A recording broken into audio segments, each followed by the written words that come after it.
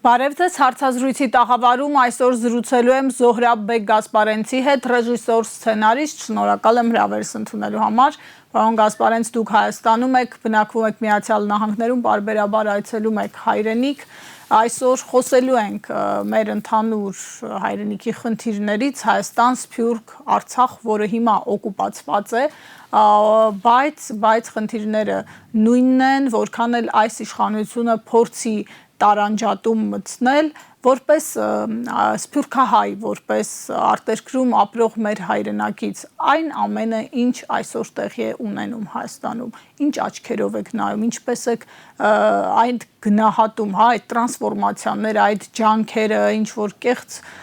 իրական Հայաստան, տարանջատել պատմական Հայաստանից, մոռանալ Արցախը, փորձել փակել Արցախի էջը։ Նախ շնորհակալ եմ հրավերի համար։ Մի քանի բան կփորձեմ ոչ թե ուղղել, այլ մեջբերել, ես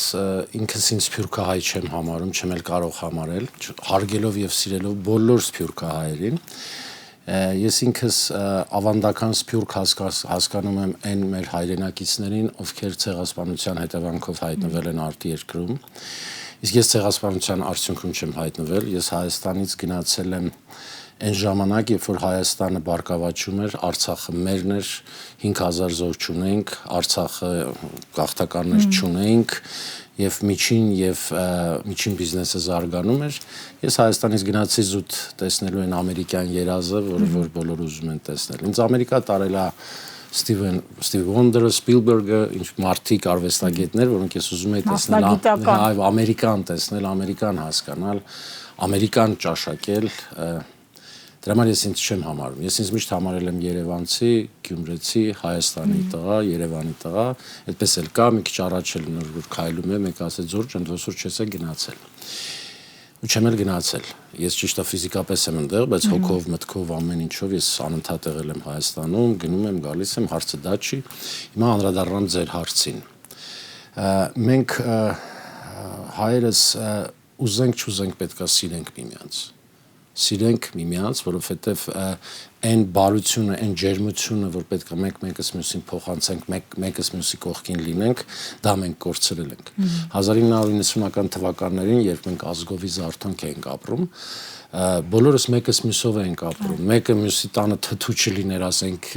կարտոշկա են սարքել, հարևանը հարևանին, մեկը մեկին օգնում էր։ Հիմա բոլորը ինչ որ անջատված են, եւ ես դա հասկանում եմ, որ այդ անջատումն էլ է ինչ որ կարգավորված եւ հատուկ արվում։ Ծրագրված։ Երևի, ինչի եմ սա ասում, որովհետեւ մինչեւ այսօր Լոս Անջելեսում, ասենք, հայ ընտանիք է գալիս, նոր է եկել,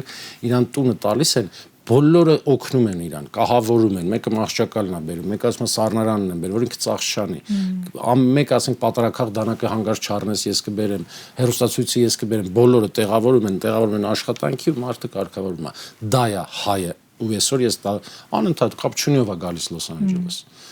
Այդ մարդիկ կանգնում են։ Իսկ այսօր ինչի Հայաստանում մեկը մյուսի կողքին չի ուզում կանգնել, սա շատ լավ մեծ դիվանագիտության խաղ է, որը գնում է մեր հայրենիքի վրա, մեր հայրենիքի մեջ, որը իհարկե ցավալի է։ Դրա համար ես շատ ուզում եմ, որ մարդիկ մեկը մյուսով ապրեն, մեկը մյուսի համար ցավ տանի։ Տես մենք բառ ունենք, չի ասում ենք ցավը տանեմ, դա հենց այնպես բառ չի, դա ի վերուս մեր Հայաստանում մենք հայ ցավը տանեմ, դա այսինքն քո ցավին կիսեմ, օգնեմ։ Այդ բառը մենակ երևի մենք ունենք, որը որ ոչ թե ցավը ամբողջովին մարդիկ կան հասկանում են, որ ասում են ցավը տանեմ, դիմացինի ամբողջ ցավը վերցնես, ոչ դա կիսելու խնդիրն է։ Դա հայի խնդիր։ Ապրումակցելու։ Այո, մեկը մյուսին կարեկցելու։ Եվ ցավոք սրտի այսօր ինչի են չարացել մարդիկ, ես դա հասկանում եմ, բայց այդ չարանալը մեզ օգուտ չի։ Չարանալը մեզ միայն վնաս է բերելու։ Մեկը մյուսին չկամենալը մեզ վնաս է բերելու։ Մեկը մյուսին հեռանկարը չտեսնելը մեզ վնաս է բերելու։ Ասեք, այսօր մենք գտնվում ենք մի ժամանակահատվածում, երբ հայ ժողովրդի ազգային հատվածը, նրանք, ովքեր գնահատում են մեր ինքնությունը, դրանք ովքեր հասկանում են, թե այսօր ու վերջին տարիներին ինչ է կատարվում եւ մեծ հաշվով այս պատերազմը ինչի դեմ է, դա ինքնության դեմ է, դա մեր արժեքների, արմատների դեմ է, այսօր այդ հատվածը ստիպված է, ստացվում է, թե պայքարել իր երկրի իշխանությունների դեմ այն իմաստով, որ հենց նրանք են այսօր դարել այդ ինքնությանը ամենամեծ հարված հասցնողները։ Եկեք հարցի մյուս կողմն նայենք, ինչքան ուզում է իշխանությունը այսօր փորձի այն ինչ որ դուք ասում եք ու ես վստահ եմ համոզված եմ որ դա արվում է, դուք ձեր ծննդավայրը հիշում եք։ Իհարկե։ Ոնց կարող է յուրաքանչյուր մարդ, դուք ձեր պապիկի պատմածները հիշում եք։ Իմ ու ձեր պապիկը Բերլինում ապրել են Քոչարի, երբ որ հաղթել են։ Մեր հայրերը Արցախ են։ Դե դա են ուզում մոռացնել։ Չէ, դա իրանք ուզում են, ուզեք։ Բայց դա կմոռացվի, իհարկե ոչ, անհնար է։ Եթե կան մարդիկ, որոնք որ դա մոռանում են, այսինքն այդ մարդուն ես չեմ ուզում վատ բան ասեմ, նոր սեր եմ խոսում, բաներում այդ մարդու գիտակցությունը երևի պրոբլեմ կա։ Երբ տարանջատում են, տեսեք հայրենիքը պետությունից բաժանում են, ասում են մենք պիտի ամեն ինչ անենք, որ պետությունը իբրև թե ծաղկեցնենք, աշխատենք, հերոսը հարկ վճարողն է եւ ոչ թե նա ով իր կյանքը զոհաբերեց հանուն Արցախի։ Ես այսօր իմացա, որ հարկ տվող դա հերոս է։ Այո, պարզվում է։ Ես այսօր դա իմացա, ու դա ինձ համար մի տեսակ աբսուրդ է։ Երկրին հարկ տալը դա նորմալ երևույթ է եւ բոլոր երկրից է գալիս, որտեղ այդ հարկային կարգապահությունը շատ խիստ է։ Ես ստեղել եմ հարկ տալիս, այնպես չի որ չեմ տալիս, բայց ես դա չի նշանակում դա հերոսություն։ Դա նորմալ երևույթ է, որ յուրաքանչյուր քաղաքացի իր երկրի պետք է հարկ վճարի եւ դա հերոսություն համարելը մի տեսակ աբսուրդ է ինձ նմանվում։ Այ ուրիշ հարց թե այդ հարկերը ինչին են ծառայում, ես դա չեմ կարող ասել, ես դա չգիտեմ, բայց հարկ տալը դա իմ համար հերոսություն չի, դա պարտականություն է, որ այդ երկրի քաղաքացին ես, բա պետք է տաս։ Եվ այս ամեն ինչի մեջ շատ գիտեք այդ կեղծիք է այնքան վատ բան է, սուտ է այնքան վատ բան է։ Դե բնականաբար բոլորս էլ սուտել ենք խոսացել բաներ են կարել, բայց այս պարագայում այդ ոնց որ գիտեք տուն մտնես ու երեխեքիդ խափես։ Նույն բան ժողովրդին խափելը իմ համար նման մի բան է։ Դա ոնց որ դա էլ է աբսուրդ։ 7 տարի շարունակ արդեն այս ժողովուրդը խափված է։ Ինքը ուզում է խափնվի, թե ոչ, եթե ժողովուրդը չի ուզում խափնվի, չի խափնվի։ Այսինքն ես վստահ եմ, ես խոսում եմ մարդկանց հետ, բոլորը սաղ են մարդիկ, որ ասում են հոգնել ենք, չենք ուզում, սա էս ինչ է, ոնց կարող ենք այսքան մարդ խափնվել։ Ես նորից եմ ասում, սա ըստիս մի հատ ծրագիր էր, որը որ հանճարեղ կատարեցին մեր հարևանները, եւս երևի դուրս է գալիս, որ մենք ազգովի պետքա նորից ժպտանք, նորից ուսուսի խփենք, նորից չի կարելի ուրանալ ու մոռանալ անցյալը։ Այդ ոնց կարող ես ուրանալ,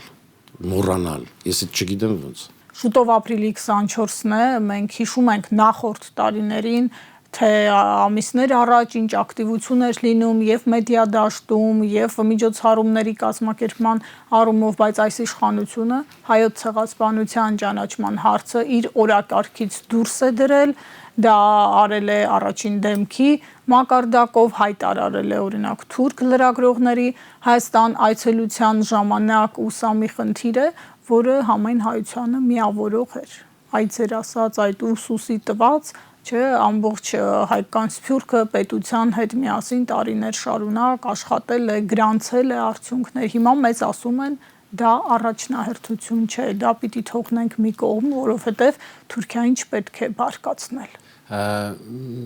Վտանգավոր բան կա այդ ամեն ինչի մեջ, որովհետև տասնյակ երկրներ ընդունել են հայոց ցեղասպանությունը։ Այսինքն այդ քայլը անելով այդ տասնյակ երկրներ, ովքեր ընդունել են հայոց ցեղասպանությունը, նրանք կանգնում են լուրջ փաստի առաջ։ Այսինքն մենք ինչ հենց այնց սուտ բան ենք ընդունել, բայց իրականում դա սուտ չի, իրականում դա եղել է։ Եվ իրականում եթե դա չի եղել, որտեղից է ուրեմն ստեղծվել Սփյուռքը։ Որտեղից Արգենտինայում, Ամերիկայի Միացյալ Նահանգներում, Լիբանանում, որտեղից է հայերը։ Դա ցեղասպանության հետևանք է։ Այսինքն կա։ Հիմա ինչքան էլ ասեք Սփյուռքը մոռանան, դա անհնար է մոռանալ։ Իմ պապայիս կողմը մշեցին, մամայիս կողմը ղարսեցին, ես այնքան պատմություն գիտեմ, որը փոխանցել եմ իմ երեխեքին, նրանք էլ կփոխանցեն, դա անհնար է մոռանալ։ Սա ես հասկանում եմ, որ զուտ ինչ որ պահ է, որ ուզում են իրանց իշխանությունը պահել, բայց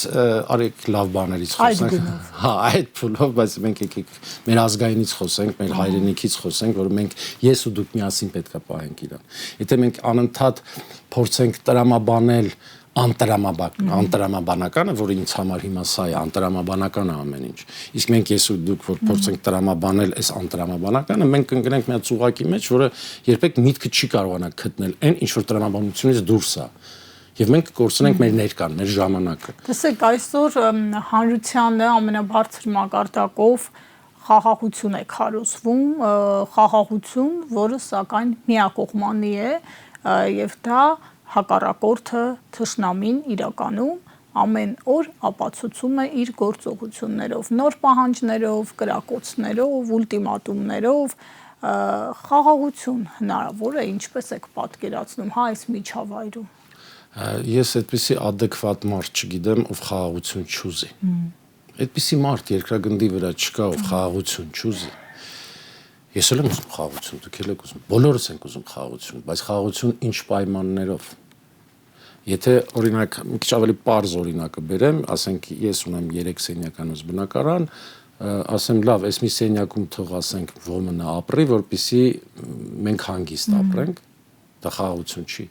Ինչ պայման են թելադրում մեզ։ Խաղաղության դեպքում երկու կողմն է թելադրում խաղաղության պայմանները։ Մի կողմի թելադրանքով երբեք խաղաղություն չի լինում։ Հետո շատ կարևոր է խաղաղությունը պարտադրում են դիմացինի դաշտում։ Եվ ուժով։ Դե ուժով դիվանագիտությունով լինելով, դա էլ է, չէ՞, ուժ, դա այլ հարց է։ Դիվանագիտական մեծ ուժով։ Ես հասկանում եմ, որ պարտվել ոչ մեկս էլ չենք սիրում։ Իհարկե։ Բայց այդ պարտությունից հետո պետք է ուժեղանալ։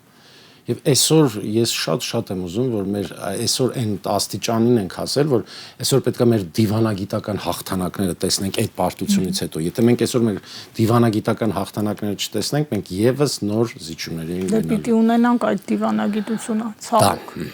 Այդ արդեն հարցի մյուս կողմն է։ Դուք ասում եք լավ բաներից խոսենք, դուք այստեղ եք ֆիլմի պրեմիերայի համար, բարի մարդիկ, ինչի մասին է ֆիլմը։ Ֆիլմը ուրեմն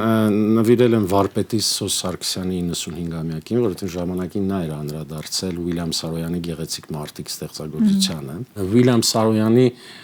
գործի հիման վրա է սա։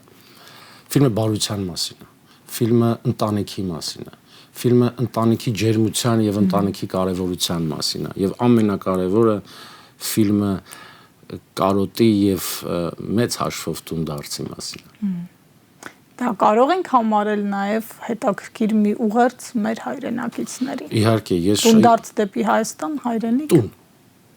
Տունդարձ դեպի տուն, ետդարձ դեպի տուն, կապ չունի։ Տունը, եթե դու այդտեղ քեզ տուն ես համարում, ուրեմն դա է քո տունը։ Որտեղ դու քեզ որն է քո տունը, այդ դու ուրեմն դա է քո տունը, դու պետք է դառնաս տուն, դառնաս ակունք։ Դեպի ակունք, եթե այդ տեսեք, ասում եք ակունքը մոռանալ, դա չի լինի։ Նույն բանն է, որ տունդ մոռանաս։ Մոռանաս տատիկի երգերը, այն որ քեզ քնացնում էր, այդ ո՞ւս կարելի է մոռանալ։ Երևի իրանք չեն ունեցել, դրա համար են ուզում, որ մենք մոռանանք։ Բայց չի ստացվի, ոչինչ չի ստացվի, անհնար է։ Շարունակելով ֆիլմի մեսիջը, հա, տունդարձ շատ հետաքրքիր ասացիք դեպի ակունքներ, այսինքն այսօր մեր հասարակությունը նաև լայն իմաստով դրա անհրաժեշտությունը ունի վերադառնալ ակունքներին։ Իհարկե ունի։ Իհարկե։ Ու ինչպես պիտի դա անենք։ Դա գիտեք, մի քիչ համ հոգևոր, համ մտավոր բան կա այդ ամեն ինչի մեջ, համ է կրթության հետ կապված թեմակը։ Բայց էկրանը այնպես մի հատ զենք է, այնպես մի հատ ուժ է, որ էկրանը կարողանում է փոխանցել մարդուն, մտնել մարդու հոգու մեջ։ Եվ ես շատ կուզեմ այս ֆիլմից հետո մարդիկ դուրս գան, մեկը մեկին ասի, ինչով օգնեմ քեզ։ Ինչ անեմ քեզ համար։